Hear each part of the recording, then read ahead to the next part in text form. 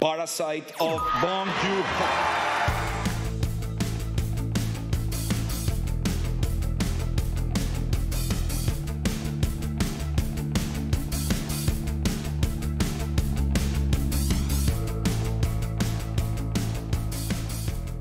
한류의 영향이 물론 크죠. 여러분들 평가는 지금도 많은 언론에서도 그렇게 이야기하고 있고 맞는 이야기죠. 하지만 K푸드 열풍은 세계인이 K푸드의 맛을 수용한 결과 아닐까요? 만약에 BTS 뭐 드라마부터 막 영화까지 떴는데 막상 먹어봤더니 에이 별로 맛없어. 이러면은 안 먹어요. K푸드 열풍이 불었을까요? 아니요. 그죠? 오늘날 K푸드의 열풍은 단순히 K컬처 혹은 한국 문화의 유행의 관점에서 보는 게 아니고 사회 문화적 흐름하고 그다음에 변화 그리고 K푸드의 특징에 주목할 필요가 있고요. 오늘 여러분과 이 이야기를 나눠보겠습니다.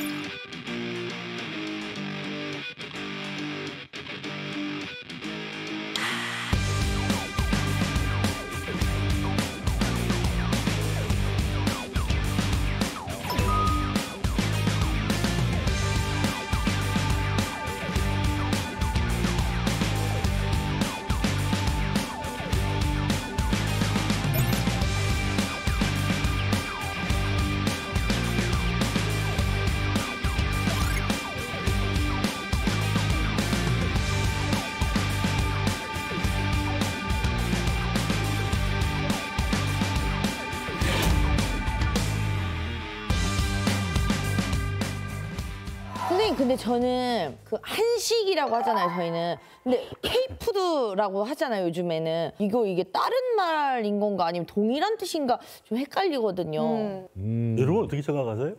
한식이라는 그 단어가 갖고 있는 따뜻한 감각이 한식. 근데 이거를 영어로 하면 사람들이 모르니까 코리안 푸드 그러다가 이제 K 푸드 뭐 이렇게 하는 근데 건데 김치는 또 김치. 근데 우리가 나가서 먹는 약간 불량식품 같은 것도 어떻게 보면 K푸드인데 그걸 한식이라고 또 하진 않는 것 같아요. 다르죠. 제가 그냥 개인적으로 느끼기에는 한식은 한국에서부터 시작된 음식들 같은 느낌이고 K푸드는 그냥 한국에서 유행하는 뭔가 많이 퓨전 음식도 많이 있고 하니까 그렇게 뭔가 인식을 하고 있는 것 같아요. 그러니까 이제 원래 우리 입장에서는 한식을 영어로 써서 세계 각국이 잘 팔렸으면 좋겠다라고 생각을 했던 거죠.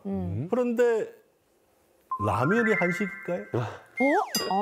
아니라고 좀 하기도 많이 좀 복잡하죠, 근데 그죠? 애매하네요. 길거리에서 먹었던 떡볶이 네. 한식일까요? 어려워. 그 정도면 한식 아닙니까? 중국 떡볶이가 있잖아요. 누군가가 문제를 제기하니까 궁중 떡볶이라는 걸 또 이야기했어요. 간장의 떡볶이. 근데 막상 조선시대 물건을 뒤져보면은 안 나와요. 임금님이 진짜요? 그러니까 이제 한식과 K푸드가 우리끼리 자꾸 나누려고 하니까 우리 스스로 개념이 복잡해지니까 한국인이 즐겨 먹는 음식들. 그러니까 우리가 가정에서 먹는 음식들 네. 같은 경우에 한식도 있고 역사가 오래지 않은 것도 있잖아요. 네. 그다음에 한국 식품기업에서 만든 제품, 그다음에 한국의 음식점에서 만든 엄청나게 다양해진 음식들, 그리고 심지어 길거리 음식까지 다 포함해서 그냥 K푸드라고 부르자. 그래야지 오래된 한식도 포함하고 그다음에 최근에 생긴 한국인이 즐겨 먹는 음식도 포함되고 그다음에 새로 만들어내고 응용한 식품 기업의 제품도 포함되니까 굳이 한식과 K푸드를 엄밀하게 나눌 필요 없다는 게 제 생각입니다. 나누지 말자. 네. 근데 사실 한식이란 말이 등장한 것도 오래되지는 않습니다. 그래요? 1954년 4월 26일자 동아일보에 와. 한국 음식에 대해서 한식이라고 하면서 이렇게 나열을 해놨. 한정식, 한식 맞죠? 예. 백반, 예. 냉면, 네. 설렁탕, 비빔밥, 곰탕, 떡국, 만둣국, 맛있겠다. 탕반. 탕반은 뭐예요? 탕반은 국하고 밥이 같이 나오는 거고요. 그냥 대구탕은 생선 대구탕이 아니고 어? 대구의 따로국밥. 을 대구탕이라고 불렀어요. 대구라는 지명을 써서 뭐 이거? 이렇게 불렀던 거죠. 신기하다. 오늘날 외국인들이 가장 선호하는 한식을 물어보면 선아, 어머. 선호하는 치킨? 거.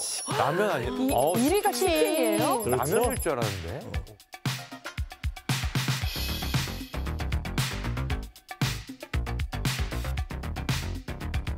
한국식 치킨이 한식일까 아닐까라고 가지고 약간의 논쟁이 있었어요.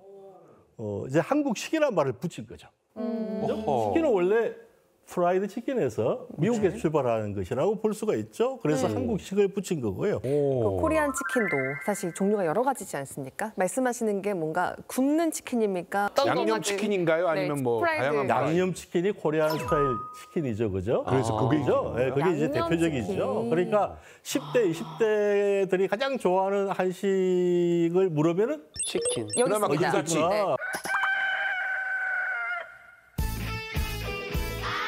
아유, 오늘 음식까지 왜 가세요? 축하드려요. 저희는 친구들끼리 모이면 일단 기본으로 시키는 게 치킨이어가지고. 치킨도 종류가 다르죠? 네. 어떤 거 먹어요? 양념치킨이랑 요즘에는 가루 뿌린 치킨 많이. 역시 그래. 아, 그러면 길거리 음식도 아까 넓게 봤을 때 다 K푸드라고 하셨잖아요. 회오리 감자, 씨앗 호떡 이런 것도 다 K푸드가 당연하죠.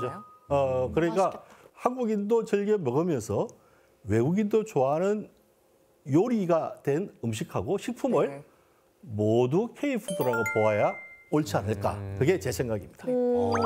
우리가 식민지가 되고 한국 전쟁을 겪고, 그죠? 너무 고난한 역사를 최근에 살아왔잖아요. 그러니까 이제 먹기 어려운 배고픈 시기를 살아왔잖아요. 그런 과정에서 자꾸 전통을 따지게 된 거죠. 우리 전통이 사라졌다. 그런데 250년 전에 요리책이 남아 있어서 그 요리법대로 음식을 만들어서 전문가들이 같이 먹어봤어요. 아무도 한번 먹어보고서 다시 손이 안 가요. 왜냐하면 지금 우리의 입맛은 이미 지난 100년 사이에 많이 달라져. 조상들하고는 완전히 많이 달라졌잖아요. 그러니까 전통을 너무 강조하기보다는 오늘날 한국인들이 즐겨 먹는 식품이나 음식들이 지금 외국인이 좋아한다. 그래서 그것을 K푸드라고 부르자. 네. 그게 제 주장입니다. 그러면 예를 들어서 뭐 영국에 무슨 핫도그가 한국 핫도그가 대박 났다. 그것도 사실은 핫도그는 원래는 서양 음식인데 우리나라화 돼서 다시 역수출된 거잖아요. 그것도 K푸드잖아요. 역시 정답입니다. 전문가 역시 식당 하시는 분은 다르네. 그럼 우리 뭐 대만 카스테라 들어오면 이제 이름 바꿔서 K 카스테라로 이렇게. 거겠네요. 그런데 그게 인기가 있어야 돼요. 그렇지. 한국 사회에서 검증돼야 돼요. 그냥 들어왔다가 싹 사라지는 외국 음식도 많죠, 그죠? 많아요. 그런 한국화가 한때. 안 된 결과물이고, 그래서 K푸드의 특징은 혼종성이라고 저는 말합니다. 혼종성.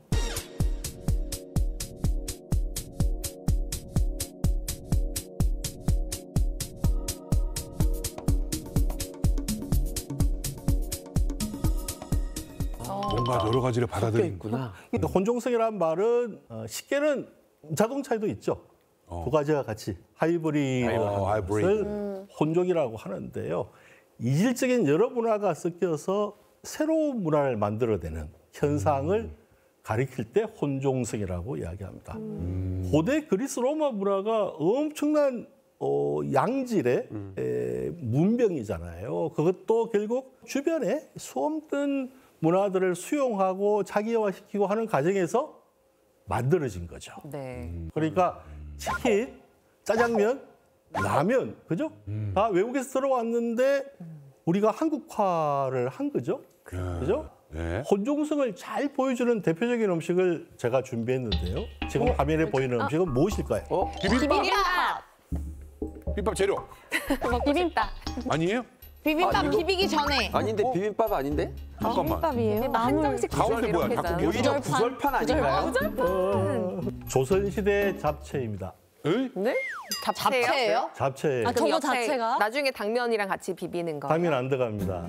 에이? 당면 안 들어갑니다. 뭐예요? 닭고기예요? 저 닭고기도 쓰기도 하고요. 조선시대 때는 꿩고기를 얇게 살발라서 만든 겁니다. 그래서 잡채라고 하는 원래의 한자는 여러 가지 재료를 섞었다는 뜻이죠.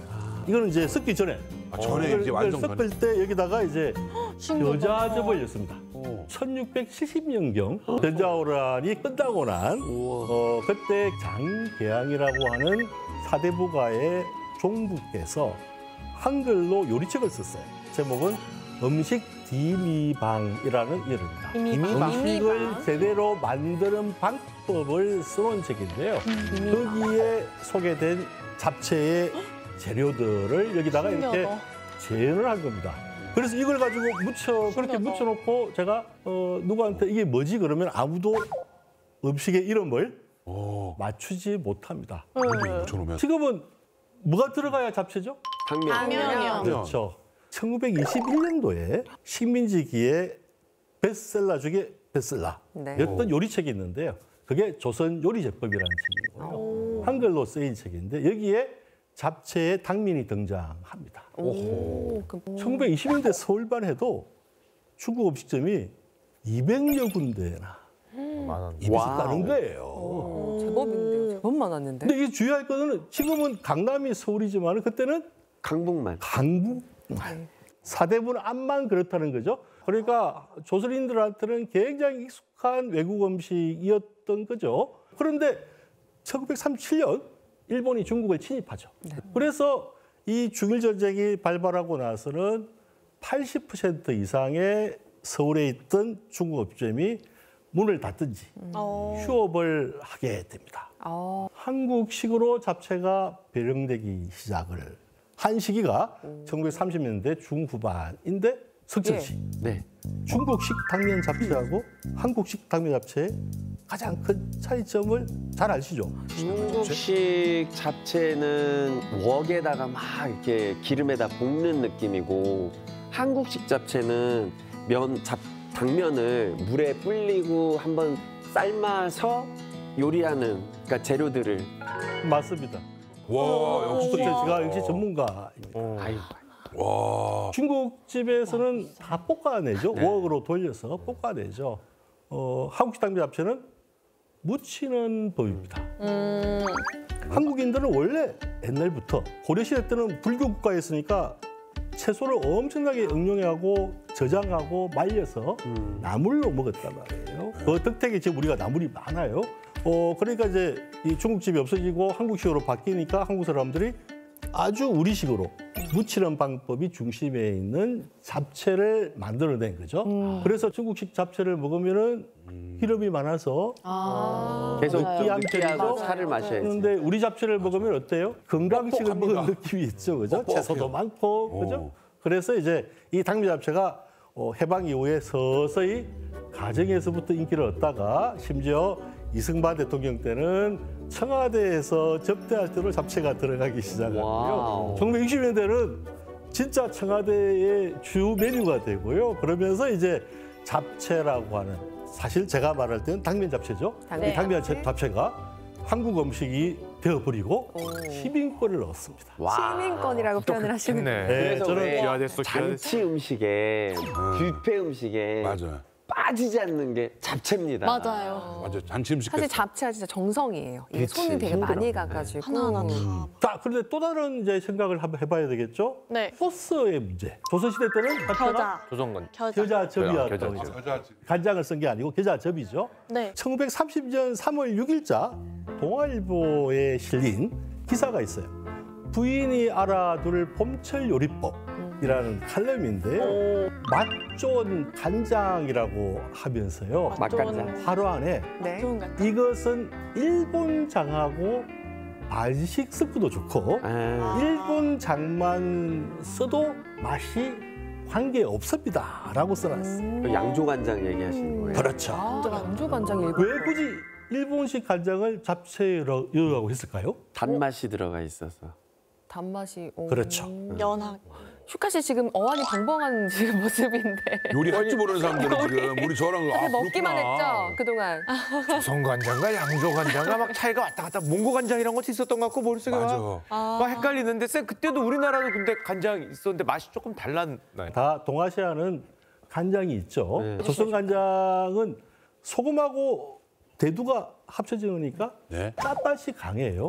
맞아. 거기에 비해서 일본 간장은 17세기부터 공불, 다른 탄수화물을 집어넣으니까 특히 밀가루를 넣게 되면 아주 단맛이 강해져요. 달아지는군요. 당면 잡채는 우리의 요리법에 중국의 당면, 그다음에 일본의 양조간장, 그다음에 무치는 방법으로 만들어진 거죠. 그 잡채가 오늘날 K푸드의 대표가 되었고 그것은 바로 혼종의 결과물이죠.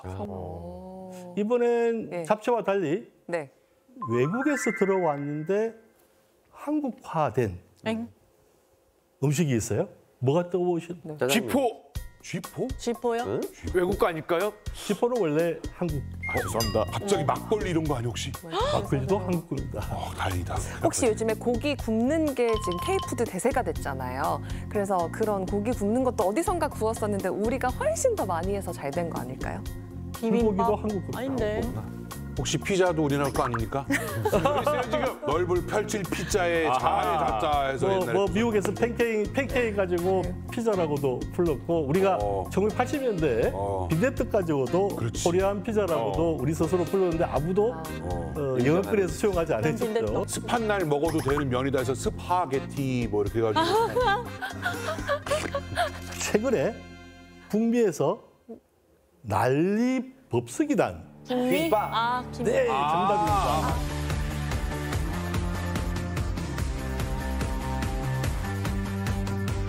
Are you out of the kimpas? Yeah. They'll come back in October. And I finally got my hands on the Trader Joe's kimbap. Oh my goodness, what a journey it's been. Delicious. The rice wasn't soggy or anything like that. And the soy sauce used in the kimbap is actually gluten-free, or it does not contain wheat.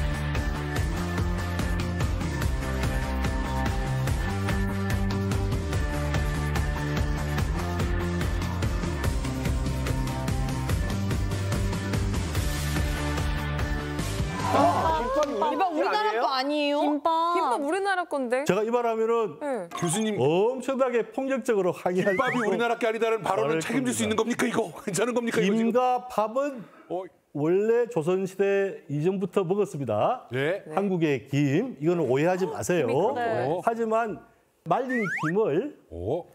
한 판을 깔아놓고 밥을 이렇게 놓고서 놀이. 돌돌돌 마는 방법은 일본 음식입니다. 일본에서는 김을 일본어로 놀이라고 부르죠. 그래서 지금 보시는 것처럼 1937년에 경성여자사범학교 가사연구회라는 게 있는데요. 거기에 할팽여구라고 하는 책이 있는데 여기에 놀이바퀴스시 만드는 법이 이렇게 나와 있어요. 어떠세요? 그냥 설명 안 해드려도 김밥 말이 저거를 놀이바퀴 요리법이라고 안 쓰면은 김밥 요리. 김밥이죠? 네. 그죠? 김밥 말 때 알도 네. 여기 다 쓰였고요. 그래서 이게 이제 식민지기에 불행한 시기에 일본인들에 의해서 우리가 수용해서 한국화시킨 거죠. 그런데 일본에 가서 일본의 김인 놀이를 보면은 두꺼워요. 우리 김은 한 겹이고 네. 일본은 두 겹이에요. 원래 두 겹을 배워가지고 김양식을 했는데 우리 소비자들의 입맛에는 두 겹이 너무 맛이 없어. 왜? 고소하지가 않아요. 그래서 참기름. 어부들이 한 겹 김으로 만든 거죠. 그리고 1970년대 우리가 좀 그전보다 훨씬 잘 살게 되었죠. 중산층 이상의 가정에서는 사실은 연탄불이었잖아요. 연료가. 네. 그래서 겨울에 연탄불에 아. 구워서. 얇은 한 겹 김을 참기름. 구워서 참기름에 싹 아유. 발라서 그죠? 소금 뿌려갖고. 갑자기 저는 그렇게 어릴 때 많이 먹었는데 밥도둑이네. 그죠? 밥도둑이죠. 예. 그래가지고 그걸 이렇게 잘라서 그걸 싸먹게 되었던 거고 이게 바로 오늘날 한국 조미김의 출발이 있어요. 도미김도 인기 엄청 많잖아. 흰색의 쌀밥에 이 김을 싸서 먹으면은 다른 반찬이 필요 없습니다. 그죠? 우리가 그 한 겹 김으로 김밥을 말일까? 잘못 말면은 터지죠. 터져. 그죠? 그런데 그걸 잘 말면은 김의 두꺼운 김의 그 뻑뻑한 밥보다는 얇은 김이 쌀밥과 그다음에 안에 있는 재료가 같이 만나서 와, 특이하다. 김밥이 그렇게 맛있던 거죠. 와. 1988년 서울 올림픽을 지나서 90년 넘어오면서 어느 순간에 김밥 전문점들이 동네에 많이 생겼죠. 맞아요. 기억나시죠? 아주 천국이 돼버렸죠. 그러면서 김밥의 프랜차이즈화가 이루어지면서 그전에 생각도 못했던 김밥이 등장했죠. 별의별 김밥들이 다 맞아. 있네. 멸치볶음 김밥, 불고기 김밥, 그다음에 제일 충격받은 건 돈까스 김밥, 맞아요. 새우튀김 김밥, 새우튀김 샐러드 김밥, 김밥. 참치김밥. 유빈 씨는 그럼 요즘에 제일 어떤 김밥 제일 좋아해요? 저는 젊은 최근에 그 크림치즈 김밥이라고 혹시 아세요? 좀 느끼한 것 같아. 괜찮아. 아니에요. 근데 거기에 채소가 같이 들어가 있는데 약간 샐러드 같은 것도 있고 근데 되게 상큼해요. 아, 상큼의 김밥이? 거기에 발사믹 식초 같은 거 있잖아요. 아유, 아소라야. 아유, 야야. 김밥은 지금도 열심히 혼종 중에 있는 거죠, 그죠? 진화 중이죠. 맞아요. 네. 지금 요즘 젊은 분들이 좋아하는 혼종 중에 혼종함이 진화되고 있죠. 그죠? 김밥 탕후루. 김밥탕으로? 김밥탕으로요? 그러니까 얘기를 해봐요. 개그맨으로 하기로 한 거예요? 아니, 이제 진짜 앞으로 있어요. 어느 쪽으로 하기로 한 그것도 안 거예요? 하고. 탕후루 요즘에 경제할 거야, 뭐야? 진짜 김밥에 집어넣어요? 김밥을 이렇게 설탕에? 탕후루처럼 이렇게 설탕으로 눌러갖고 거짓말. 왜요? 무리수 둔다, 무리수 둬. 에이, 거짓말하지 마. 요즘 사람들이 아니어서 그래. 아, 옛날 사람들. 아. 선생님, 그런데 그 요즘에 이곡에서 그거 한국 김밥, 냉동 김밥이 너무 인기 있다해가지고 저거를 구해서 먹어보고 싶다는데 못 구할 정도로 대박인데 혹시 쌤은 드셔보셨습니까, 그거? 새로운 게 나오면은 역시. 다 먹어봐요. 드셔보셨어요? 우와. 미국에 가는 양이 너무 많아서 한 2주일 걸려서 집에 왔어요. 그래서 이제 방법대로 해봤죠. 해동해서 먹는 거. 해동해서. 굉장히 눅눅해지지 근데 않습니까? 눅눅해질까 봐. 해동할 때. 아니요. 김이. 그걸 전자레인지에 넣어서 일단 익혀야 돼요. 그 뜨거워진 거를 조금만 식히면은 평가를 이래요. 먹을만하다. 먹을만하다. 그래서 저는 제 연구실 냉장고, 냉동고에 넣어놓고 밤늦게까지 원고 쓰지 할 때는 예. 그걸 이제 전자레인지에 넣어서 먹으면은 컵라면 먹는 것보다는 월등히 기분이 좋습니다. 건강도 훨씬 더 밥을 먹는다. 그다음에 채소가 쫙 안에 들어있거든요. 그래서 미국에는 비건들이 많거든요. 그 비건들한테는 너무 좋고 햄버거보다 값이 싸요. 미국에서는 채식주의자들이 즐길 수 있는 음식이 되었고요. K푸드의 이 열풍을 탄생시켰던 이유는 제가 말씀드리는 세 박자가 잘 맞아떨어졌기 때문이고요. 이 세 가지 요소의 혁신이 없었으면은 한류의 영향이 아무리 있었어도 가능하지 않았다. 첫 번째 K푸드의 품질. 두 번째 그 품질을 올리는데 엄청나게 기여한 한국의 소비자. 한국의 소비. 그리고 새로운 요리법을 계속 만들어낸 맛의 힘. 이 품질, 소비자, 맛의 힘. 이 세 가지의 혁신이 있었기 때문에 K푸드의 현재의 유행, 그다음에 탄생이 가능했다라고 보는 거죠. 먼저 품질의 힘을 한번 이야기해 볼까요? 네. 제가 퀴즈 하나 내겠습니다. 네. 최초로 수출된 K푸드는 뭘까요? 최초. 김치? 정답. 돈을 벌기 위해서 베트남 전쟁, 이 불행한 사건에 한국이 미군 편을 들어서 파병을 갔죠. 그런데 이제 전쟁에 갔더니 미군 산하에 있잖아요. 평소에 못 먹었던 고기가 시레이션을 통해서 엄청나게 공급되니까 한 달 동안은 너무 좋았어. 근데 한 달쯤 지나고 나니까 질려. 지겨워. 뭐가 생각났을까요? 김치가 생각난 거예요. 지금 우리 주변에서는 파월 국군을 격려하기 위해 어머니와 누나의 맛을 담은 김치 보내기 운동이 한창입니다. 우리나라에서는 처음인 이 김치 통조림은 부산에 있는 대화상사에서 과학적인 제조 과정을 거쳐 만들어지고 있습니다.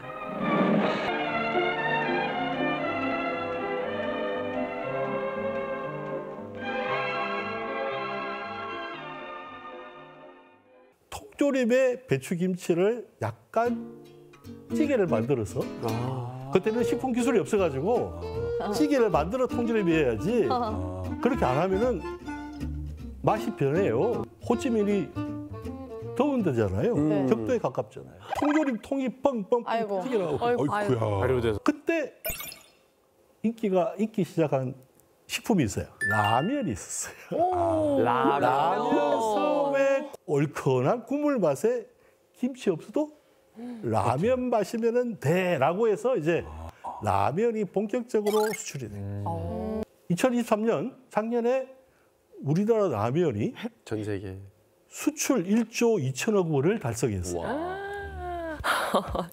일본에서도 이제 한국 이름을 붙인 라면이 나와요. 보시죠, 그죠? 네. 갑자기 막 엄청나죠? 네. 라면이 가지고 있는 힘이 뭘까? 왜? 그죠? 한국인들이 좋아하는 음식들이 대부분 국물이 있는 음식이죠. 네. 정부의 지원도 있고 그다음에 라면 만드는 업체들이 많아지면서 70년부터 80년 초반에 나온 라면의 종류가 거의 100가지 가깝고요. 우리가 먹어왔던 국수류부터 탕류가 다 라면으로 바뀌었어요. 그래서 한국 라면의 특징은 다양한 스프에 있고 국물의 맛이 중요하죠. 제가 10년 전에 이 동아시아의 라면을 연구하면서 중국 베이징, 상하이에 있는 대학생들, 그다음에 한국 서울에 있는 대학생들, 그다음에 일본 도쿄, 오사카에 있는 대학생들한테 큰 라면을 자국 끌로, 자기 나라 끌로 다 먹어봐라고 했어요. 중국과 일본 학생들은 컵라면의 반 이상의 국물이 남아있고요. 그런데 한국 학생들은 다 먹어. 반반아 먹을 생각도 하면서 안타까워하면서 국물 다 먹어요. 그러니까 일본은 국수의 품질이거든요. 면의 품질이거든요. 일본 라면은 지금도 닭고기 베이스로 닝닝한 느낌이 들죠. 근데 우리는 이 스프의 맛이 지금 이 10년 사이에 이제 동남아시아와 북미에서 그리고 남미에서 엄청나게 인기. 그리고 그전에 이미 러시아에서 인기 있는 도땡라. 있죠, 그죠? 진짜? 점유율이 60%가 넘는다 그래서 처음에 제가 놀랬고 또 얼마 전에 그 뉴스도 났어요. 뉴스 되게 크게 났는데 러시아 푸틴의 그 정적이 있거든요. 나발리라고. 정적이라고 해서 갇혀 있는데 그 사람이 거기 너무 춥잖아요. 시베리아 감옥에. 그 한국의 그 도땡면이 먹고 싶다고 러시아 당국에 이거 먹을 시간 안 준다고 막 소송 건다고 그게 해외 언론에 크게 떴어요. 감옥에 있는 사람도 먹고 싶은 이러니 더 잘 팔리는 거지. 러시아나 술을 좋아하죠.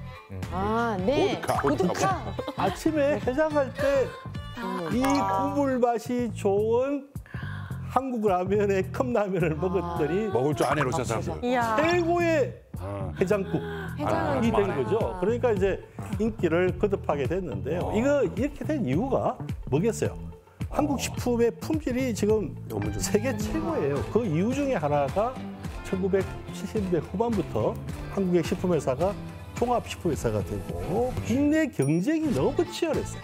지금도 그렇죠. 그러니까 이 경쟁이 있기 위해 국내 기업 사이에서 새로운 신기술, 새로운 맛의 식품을 만들어야 되고 그것이 결국 다양한 국물의 맛을 내는 라면들을 만들어냈고 비빔면의 그 소스의 배합은 이제 2019년 이후에 세계 최고의 수준에 달했다고 평가를 받습니다. 근데 제가 그 러시아 그분들 그거 먹는 거 봤는데 그 땡튜브 이런 데 많이 올라오죠. 너튜브 같은데. 그 마요네즈를 라면 위에다가 그 러시아 사람들 이렇게 뿌려서 라면에 킹크랩을 넣는 게 아니고 마요네즈를 뿌려서 고소하다고 먹더라고요.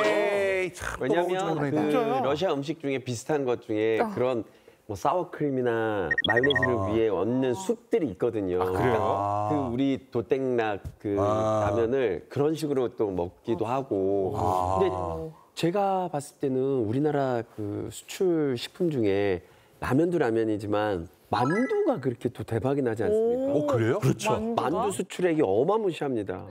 냉동만두죠, 이것도? 냉동김밥과 똑같이. 미국에서 인기 있는 것은 냉동만두입니다. 그래서 미국에 있는 중국인 친구한테 전화를 했어요. 너 이제 무슨 만두 먹니? 그랬더니 당연히 K푸드지.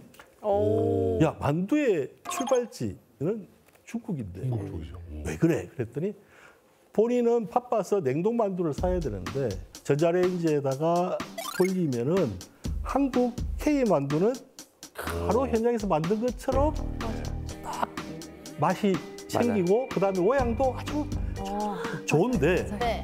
중국 거는 그렇지 않다는 거예요. 그래서 자기는 K 만두를 먹은 이후에는 중국인인데 불구하고 중국 만두 안 사요 그래요. 그러니까 최고의 품질로 얇은 맛에 냉동 기술로 만들어낸 거죠. 그러니까 이게 식품 회사의 이 노력들이 굉장한 것이고요. 그 정도로 세계인의 입맛을 사로잡는 식품을 만들기 위해서 한국의 식품 회사들이 연구하고 그다음에 연구해온 결과라고 볼 수 있죠.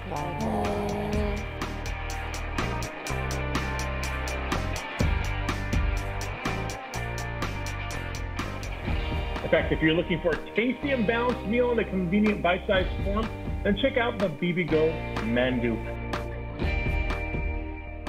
이게 보면 식품 회사들이 지금 이렇게 잘 나가고 있는 게 가만히 돌이켜 보면 이제 저와 같은 사람들이 이제 물심 장면으로 이렇게 일하고 있기 때문이 아닌가라는 생각이 드는 게 우리나라 사람들처럼 먹는 거에 진심인 사람들이 없는 게 바로 아까 전에도 자꾸 얘기하는데 중간에 뭐 마요네즈 짜고 그러는데 에헤이 굉장히 감정이입이 되더라고요. 맞아요. 먹을 줄 모르네 이런 생각 들고 또 중간중간에 안 가면 그거 잘하는 집을 안 가봐서 그래 뭐 이런 게 바로바로 떠오르니까 우리나라 사람들 그만큼 진심이거든요. 저도 이제 좀 쉬는 날이 있으면 맛집 투어라고 해가지고 뭐 저는 서울에 살고 있으니까 서울에 있는 뭐 맛집을 뭐 아침, 점심, 저녁 이렇게 나눠서 투어하는 것도 되게 좋아하고 SNS 같은 거 보면은 제일 많이 뜨는 카테고리가 뭐 K푸드, K디저트 막 이런 게 되게 많이 뜨더라고요. 그러니까 바로 여러분 같은 소비자들 덕분에 K푸드가 탄생할 수 있었던 거죠.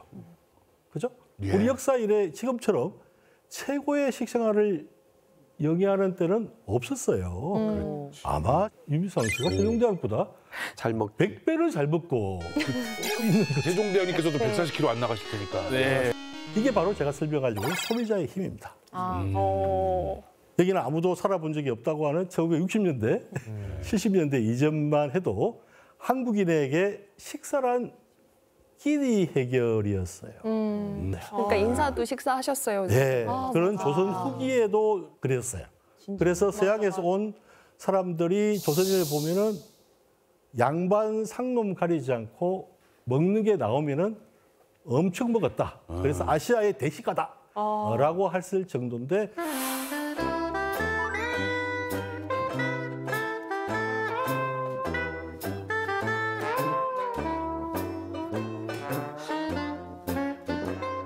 식민지 착취, 그다음에 전쟁, 뭐 그죠? 그런 폐허에서 나라를 살려내는 그 과정에서 국내 소비자들은 실제로 맛이 없는데도 배를 조금 불려서 무조건 먹었던 거죠. 밥만 이만큼씩 먹고. 밥만 이만큼 먹기도 하고 2000년대 이후에 새로운 맛을 쫓아다니는 음식에 진짜 진심인 국내 소비자들 그리고 음식 프로그램 먹방이라고 하는 것도 한국만큼 이렇게 완전히 방송계를 장악하고 있는 것처럼 먹방이 이런 나라가 드물잖아요. 그리고 이제 원래는 결합할 수 없는 음식인데 나는 짜장면도 먹고 싶고 짬뽕도 먹고 싶고 짜면 칸을 두고 두 개를 배달해 가고 두 개를 제공했잖아요.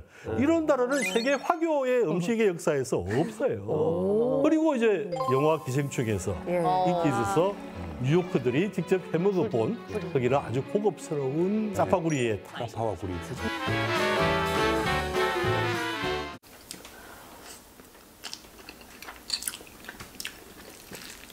그러니까 음식의 진심인 소비자들이 계속해서 새로운 맛을 찾아낸 결과가 두 번째 K푸드 탄생의 힘이다라고 할 수 있습니다. 저는 해외여행을 가잖아요, 선생님. 그러면 한두 끼는 거기 현지 음식을 먹는데 그거 먹고 나면은 김치랑 고추장이랑 생각이 나거든요. 그래서 저는 캐리어 반쪽에 김치랑 고추장이랑 라면으로 다 채워가거든요. 맞아.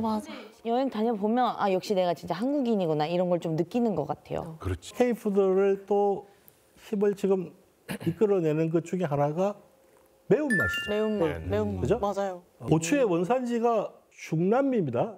멕시코 일대. 콜럼부스가 멕시코에 도착하기 전에는 고추를 몰랐지. 구대륙 사람들, 유럽과 아시아 사람들은 고추를 몰랐어요. 콜럼버스는 후추를 구하기 위해서 갔는데 후추를 못 보고 매운맛이 나는 걸 봤더니 빨간 열매가 열려서 그래서 이제 빨간색의 후추다라고 이름을 붙인 거예요. 그래서 레드페퍼가 된 그렇죠. 거죠. 하지만 빨간색 고추가 유럽을 돌아서 이렇게 아시아까지 오면서 근데 한국에 도착한 고추는 임진왜란이 끝나고 나서니까요. 이순신 장군은 사실 고추 고추를 맛을 몰랐구나. 보지도 못했고 맛도 못 봤어요. 그런데 이렇게 이순신 장군이 자셨던 김치에는 빨간색의 고추가 안 들어갔던 거죠. 진짜요? 이 고춧가루가 서서히 18세기쯤 되면 200년 지나면은 한국화돼요. 한국 고추는 캡사이신 성분이 다른 당질 성분보다 적어요. 그래서 한국 고추가 안 매워. 한국인은 저 매운 고추를 고추장에 찍어 먹네. 맞아. 그래서 미쳐서라고 했는데 사실 한국인들은 그 고추가 안 매운 안 맵죠. 지금도 청양고추 아니면 안 맵죠. 네, 오이고추 같은 거 안 맵죠. 근데 이 매콤한 고추에다가 60년대 중후반 되면은 이제 설탕이 들어가요. 그럼 그걸 우리말로 뭐라고 하죠? 매콤달콤. 매콤달콤이라고 하잖아요. 캡사이신이 주된 매운맛은 먹고 나면 자극을 주고 그다음에 쉽게 잊혀져요. 그런데 달콤 매콤한 맛은 들어가서 싹 스며들어요. 멕시코 매운 것을 먹고 나면은 순간적인 통쾌함이 있는 거예요. 중국 사천 요리에 마라탕도 있잖아요. 순간적인 통쾌함밖에 없어요. 현지에서는. 한국판으로 바뀐 마라탕은 한국인은 국물을 먹어요. 중국인은 국물을 안 먹어요. 너무 매워서. 순화시킨 거예요. 한국의 고추장 맛을 볼까요? 고추장이 진짜 고춧가루밖에 없어요. 물엿이나 조청을 넣고 그래서 완전 단맛 덩어리에 고춧가루가 들어가서 메주가루가 들어가서 발효가 된 거예요.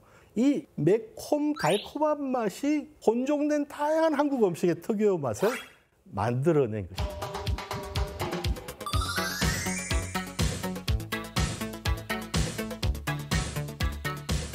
와우, 춘천 닭갈비. 이 사진은 전부 다 제가 현장에서 진짜요? 다 촬영한 겁니다. 와. 숯불 닭갈비가 원래 춘천 닭갈비의 1단계 출발입니다. 가운데가 아니라 처음에는 그렇습니다. 불판에다가. 이 1980년대에 양배추 생산이 우리가 너무 많아가지고요. 양배추를 적극적으로 소비하자고 정부에서 이야기했고 그러면서 이제 이 가운데 모습 우리가 익히 알고 있는 춘천 닭갈비가 생겨난 거예요. 오른쪽 거는 캐나다 밴쿠버에 있는 닭갈비 음식점에 그것도 웨이팅을 1시간 동안 했다가 들어간 집이고요. 와, 캐나다에서 저렇게 먹는구나. 야, 양이 어마무시하네. 유민상 씨 많이 먹어봤죠? 제일 오른쪽 거요? 네. 치즈 닭갈비. 치즈 닭갈비. 치즈 양념 닭갈비죠. 네.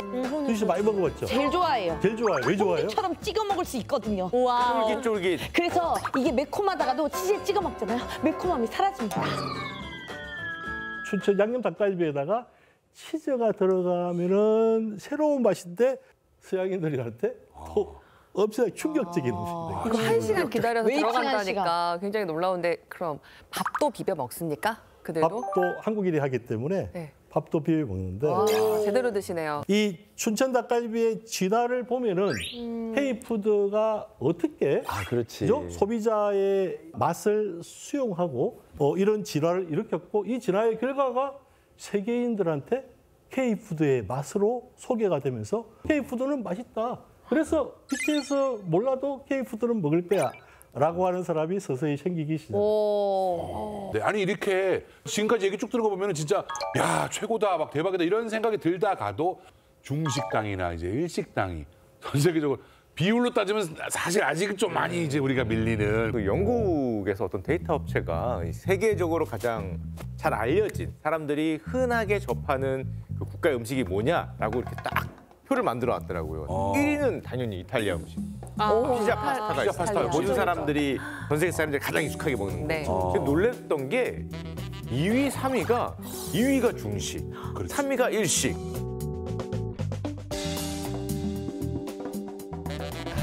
한국은 11위. 11위 약간 경제 규모랑 비슷한 것 같기도 하고. 조금 더 갔으면 좋겠는데. 제가 이 강의에 오늘 나온 이유 중에 하나도 K푸드가 엄청나다고 흥분하지 마자. 그러니까. 중국인들은 이미 뭐 거의 150년 전부터 해외로 나가서 모든 지역에 화교 차이나타운을 만들었잖아요. 그리고 일식은 이제 1980년대 초반 경제적으로 G2가 되면서 일본 지지가 뜨니까 이제는 최근 15년 사이에 미국의 스시집에 고급 스시집에 가면은 주방의 셰프는 백인들이 다 해요. K푸드에 대해서 너무 열광하고 뜨고 있다고 했는데 막상 북비에 가면은 애게게. 그러니까 전혀 제로 베이스였다가 우리 교포들이 좀 소비하다가 이제 현지인이 소비한다는 거니까 그것의 이제 시작이다라고 하는 게 우선 생각을 고쳐 먹어야 돼요. 국내에서 일으킨 힙이 해외에서 K푸드를 만들어낸 기반이잖아요. 그죠? 그러니까 지금도 국내의 힘을 무시하면 안 되는 거죠. 외국 관광객들이 우리나라에 오는데도 먹을 데가 없어 라고 하는 소리가 들리게 하면 안 되겠죠. 그래서 한국 음식을 접할 수 있는 국내에서 그리고 다양한 경험을 할 수 있는 외국 관광객들의 코스를 잘 만들어놔요. 일단은 여기 오는 분들부터. 그렇죠. 그리고 최근에는 퀴진 투어리즘이라고 하는 말이 있어요. 요리 관광이에요. 관광지에서 맛있다고 느낀 음식이 있잖아요. 그럼 내가 귀국해서 돌아와. 그럼 먹고 싶어. 그러면 다시 방문을 하든지 아니면 혹은 주위에 있는 유사한 식당이 없을까? 방콕에 갔다 온 서양인들이 발리에 갔다 온 서양인들이 그렇게 해서 태국 음식을 찾았어요. 아니면 저처럼 태국 식당을 내든가. 그렇죠, 그렇죠. 아예 내 먹고 싶었는데 냈어 나는. 그렇지. 그럼 유민상 씨 식당 몇 개 내야 돼요? 저는 그럼 이제 망해야죠. 이제 일단 길거리에 앉아야 되니까. 고객한테 나가다가 자기가 이렇게 먹을 수 있기 때문에. 음식점을 하라는 이야기가 아니고 유민상 씨나 수지 씨나 석천 씨 같이 열심히 먹고 새로운 요리로 진화시키는 국내에서의 노력. 그리고 아주 표준화된 요리가 필요 없고 표준화가 그죠? 필요 없어요. 다양화해야 돼요. 혼종성의 핵심은 다양성이잖아요. 네. 그죠? 옆집의 떡볶이하고 앞집의 떡볶이가 달라야지 똑같은 걸 모여서 팔면은 안 되죠. 김밥 탕후루까지 우리가 포용해야 되는 겁니까? 탕후루는 좀 생각해봐야 되는 문제가 있습니다. 저는 반대합니다만. 반대합니다만. 자, 이 사진은 제가 6년 전에 뉴욕 맨하탄의 남부에 있는 토요 마켓에서 찍은 사진이에요. 가운데 보시는 유리병은 뭐라고 써 있어요? 김치. 김치죠, 그죠? 저기 왜 김치니 그랬더니 배추를 쓰기 때문에. 그다음에 소금에 살짝 절였다. 그 정도. 저걸 한국 내가 사가지고 먹어봤어요? 어떠세요? 맛있어요? 김치입니까? 피클이에요. 피클이 배추 피클. 김치는 이미 이제 세계인의 것이 된 거죠. 맞아요. 여기서 우리가 K푸드의 유행, 그다음에 K푸드가 지금 막 세계에서 인기 있다고 했을 때 조심해야 될 거는 뭐냐면은 음식에 관련된 이야기를 가지고 민족주의하고 결합시키면 안 돼요. 긍정적인 면도 있어요. 푸드 내셔널리즘이라고 하는데 아니면 게스트로 내셔널리즘이라고 하는데 음식을 통해서 나의 출발점에 정체성을 찾겠다. 이거는 가능하죠, 그죠? 아까 수유 씨가 얘기했듯이 외국 나가면 고추장 들고 가고 김 들고 가고 장아찌 들고 가면은 한국 이름을 드러내는 거죠. 그런 긍정적인 해석도 있지만은 우리 게 최고야. 한국 K푸드를 먹으면 건강해져 라고 외국 가서 이야기하면은요 K푸드가 앞날이 굉장히 험난해질 수 있다. K컬처, K시네마, K팝, K드라마를 좋아해서 K푸드를 소비하는 것이고 그 K푸드를 먹어봤더니 맛이 좋아서 반한 것이지 한국이 최고라고 생각하지는 않을 수 있는 거죠. 왜냐하면 사람은 어릴 때부터 자기가 먹어본 음식이 가장 어울리는 거예요. 그래서 같은 가족, 같은 지역 사람들은 유사한 입맛의 취향을 가지고 있는 거예요. 그리고 청년이 되었을 때는 매스미디어나 외부의 친구들의 입소문 뭐 이런 걸로 통해서 다시 새로운 입맛을 받아들이게 돼요. K푸드가 어느 시점에 있었겠어요? 청년들이 매스 미디어나 새로운 입맛을 받아들인 거잖아요. 그죠? 그러니까 우리 입맛만 계속 강조하면 안 되죠. 아까 김치 예를 들었듯이 현지화되는 김치, 현지화되는 떡볶이, 우리의 요리법과 현지의 요리법이 같이 잘 접맥돼야 되는데 굉장히 다양하게 혼종화시켜온 힘, 이것을 결합시키는 또 국내의 노력들. 이게 이제 끌고 가면은 K푸드의 열풍은 지속되지 않을까. 그래서 여러분들, 여기 앉아 계신 패널 여러분들의 힘이 마지막에 K푸드를 지속시키는 힘이 될 거라고 믿습니다.